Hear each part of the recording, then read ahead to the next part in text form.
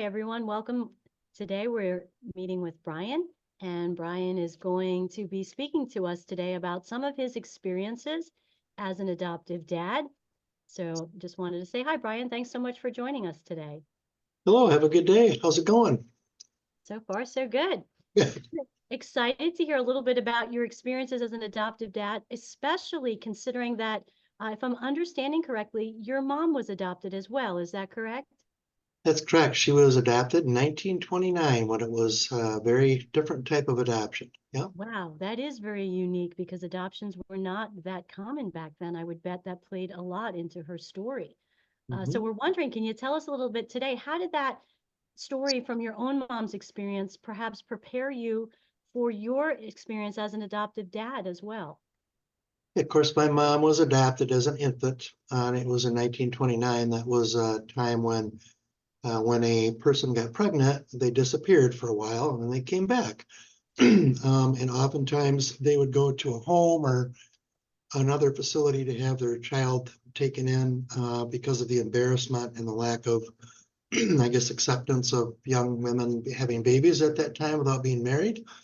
And so my grandparents, my grandmother had a couple of miscarriages, adoptive grandparents, and decided to adopt. So they got connected with a home where they're infants, and they went through the court system and chose my mom.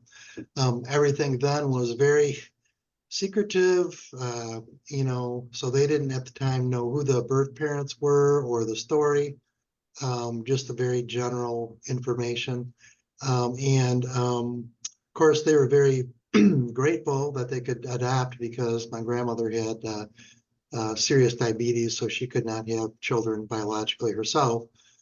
So my mom was their only child, and my grandpa was a little bit, from the old school, and so adoption was a different thing for at the time that a lot of people didn't talk about. It wasn't well accepted, so it took him, I think, a little bit to get used to the situation. Um, but yeah, so my mom then was the only child adopted in 1929, and it was a completely closed, I call it, adoption. Yep. So throughout her life, if you want me to keep sharing a little bit, she always kind of wondered, right? Who were my biological parents? She always would say, I love my adopted parents, my mom and dad, they're great people, but I just wonder what my story is, why I was released for adoption. And so she, at some point in time in her teen years, sort of started looking around, which is typical, as we know, in closed adoptions.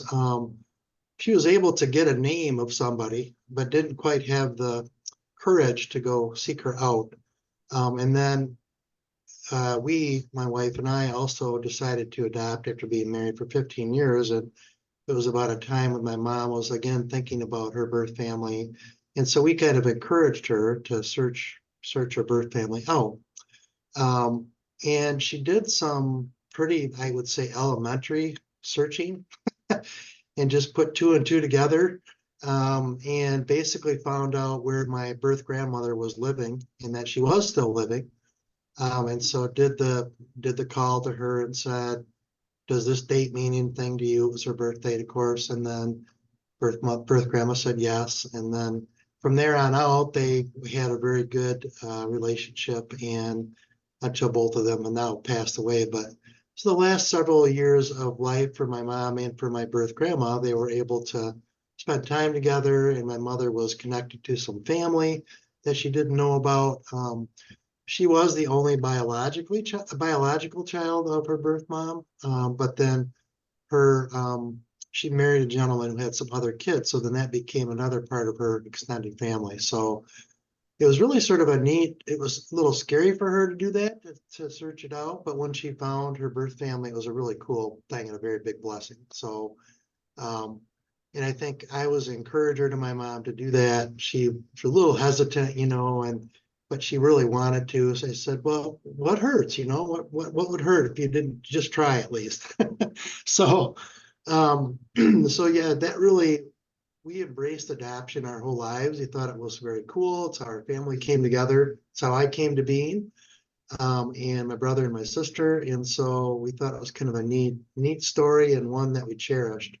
And that encouraged my wife and I, when we had some issues with trying to have children biologically, to consider adoption. And so we went at it very differently. I had worked for about 30 years, or I've worked for about 30 years, not at the time, but I had since then, in child welfare. So I was exposed to foster care and, of course, the whole foster care adoption system, refugee services, et cetera, and saw the trauma that, really happened when kids were separated from their birth parents. And sometimes, they needed to be, right? Because it wasn't a safe environment. But other times, I think that we could have, as a system, could have done more to maintain and build that relationship between biological parents and the child. And Mhm. so my wife and I took a really proactive, you could say maybe a little bit on the fringe. It was 24 years ago, we adopted our first daughter. And then 22 years ago, the second daughter, different Okay. biological families, both similar situations. But both of them, we have gone into them completely open. We met with them before birth, after the children were born, had regular contact. We still do to this very day, have regular contact with birth families on both sides. Mhm. And so we think it's been a huge blessing. Yeah. Do you think witnessing the struggles that your mother went through played into why you were so open to, having this relationship with the birth mothers in both of your scenarios there? Yeah, I think so. I think her wondering, what my birth parents look like, what were they like, health issues, all those things that she didn't really know, kind of hit us to say those are really important things for adopted kids to know, Um, and I have to say, when we first did it, I wasn't huge advocate, but then as I got into it more, I became more of a, whenever possible, we should do open adoptions. It's not always possible, I get that. But I think it's good for the kids because they can then embrace their heritage, and they know about their health issues, which we have situations of both of our kids related to that. That was helpful to know. Um, and if we ever have questions, just pick the phone up and call the birth family and say, hey, you know.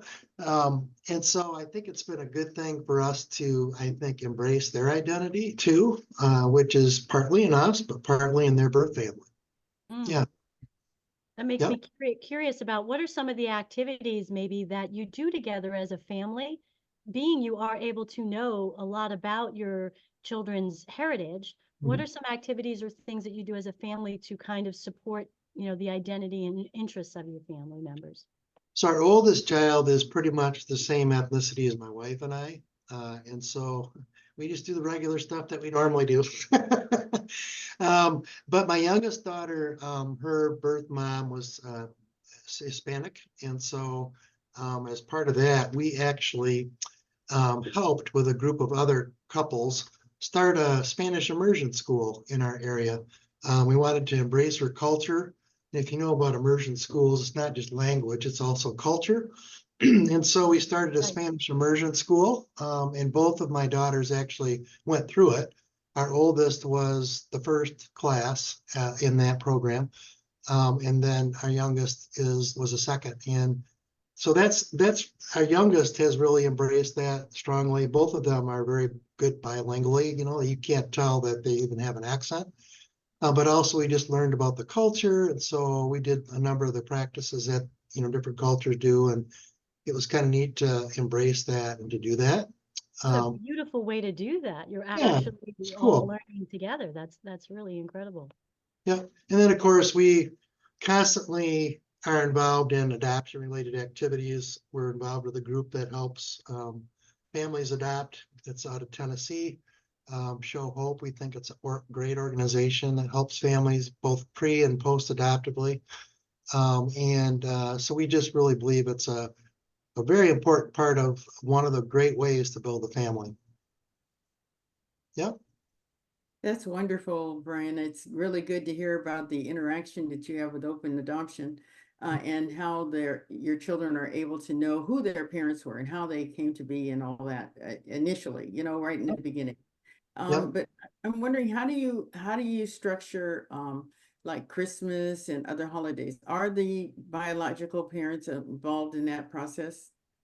Well, when the kids were younger, it got a little bit crazy because we had the both biological families plus our family getting together for, and so we had to at a certain point sort of do some things separately because we were a little worried about our kids thinking that every time they had a birthday or a Christmas, they were going to get $1 million worth of gifts. I think too, as the birth parents and our families have grown up a little bit, we just typically would get together now separately and at different times in one birth family more than the other. So we kind of go with the flow. We don't force anything. And so one birth family we're probably a little bit closer to in many ways. And so, in fact, my daughter was in her birth mom's wedding, so we're very close. The other birth family, they kind of moved away, and she moved away to a different state, so it's been a little harder to make contact. So it's not, it's not a formal agreement. We just are open. We do what works out, and if the kids want to do something with birth families, we make that connection. If they don't, we don't. We kind of go with the flow, so we don't force anything, and we kind of keep it natural, I guess you could say. Yeah. Love the wedding part. I know so many moms in my support group, they speak about their dream of being able to have their child at their wedding. Oh, So really? that you supported that is a Yeah. really beautiful thing. That was really cool, I have to say. It was a neat moment, and we sat in the front seat with her family, and just was really very cool. So, yep, that was very, very moving. And I think, that just gets to the point of, I think the old school way of adoption for infants was, I wouldn't say penalizing birth moms, but sort of left them out. Um, and sometimes in a not real kind way. And I guess we felt, this was a huge decision for her to make and tremendously, I mean, like life changing. So why wouldn't we support it as much as we can and be involved in that as much as we can? So that's just was our angle on it. So not everybody can do that though. I understand. Well, I think that for adoptive parents, sometimes we get worried that we'll be loved less if we lean in too much to the birth families, which I believe in my experience too is the opposite. The opposite happens that Yep. the children often feel even closer to their adoptive parents and close to their birth mom or even birth families. There's no limit to the size of a pie in terms of love. It's not a fixed thing. Yep. And so to hear you say that you lean into it, you go with the flow, that does require, I think, adoptive parents to really, I mean, certainly feel the feeling if they feel like they might not be loved as much. Okay, you can acknowledge that in one's heart, but to not act on that, but to actually trust that this is going to be okay. Right. I even think with children who are adopted later in life, Mhm. that can feel even trickier because we maybe haven't had our children with us for a good 8, 9, 10 years. And Yeah. then they're in our home and we want to make sure we establish that connection. And it might feel tricky, but if there is a healthy relationship out there with of the first family, that is something that is so fundamentally important to our kids, and it doesn't mean they won't attach to us any less. You feel that way too, Brian? Yeah, I think there is, I think one author wrote it that there was sort of a, what do you call it, a primal bond between the child, adoptive or the biological child and his birth parents or her birth parents. And I believe that that's true. I think that's where kids are always wondering, like, who is there? Why did I get released? Where's my birth mom? And some do more than others. So some kids, it doesn't seem to be a big issue, especially some internationally adopted kids. But I think deep down they all wonder a little bit. And I think so there's that I think we were created to be connected to our biological parents. And so it takes a little work to build that bond with adoptive parents as well. I think too, with openness, I know one thing I always would say to people is, do you think it's easier? No, it's not easier. Adopt is not easy in general. Um, but I think it's better. It takes a little bit more work. I think adoptive parents have to be comfortable with setting boundaries with what they're comfortable with and what they're not comfortable with. And I think it's really good if they can have that discussion with the biological parents ahead of time. We did a lot of that with both of our birth families. We talked about what kind of schools we want to send our kids to, our discipline style, what we like to do, where we like to vacation. There was some stuff we talked about that kind of compared our similarities, which I think was really important. And so that helped a lot. And then I always would joke, somebody would say to me, well, is this like dual parenting? I said, no, it's not dual parenting because I'm the only one paying the bills. Until somebody's chipping in, then we'll talk about dual parenting. But seriously, I think you have to set very clear and healthy boundaries. And I think there's just a lot of trust and that goes into the relationship. And forgiveness, I mean, both ways, right? Because sometimes adoptive parents say things that offend birth families, and sometimes birth families say things that offend adoptive parents. And so you have to have a lot of forgiveness about the whole process and realize it's about the child. It's not about you. Right. Yeah. Boy, a Great big reminder. applause for that. Yeah. Yeah. Did you have something, Kim?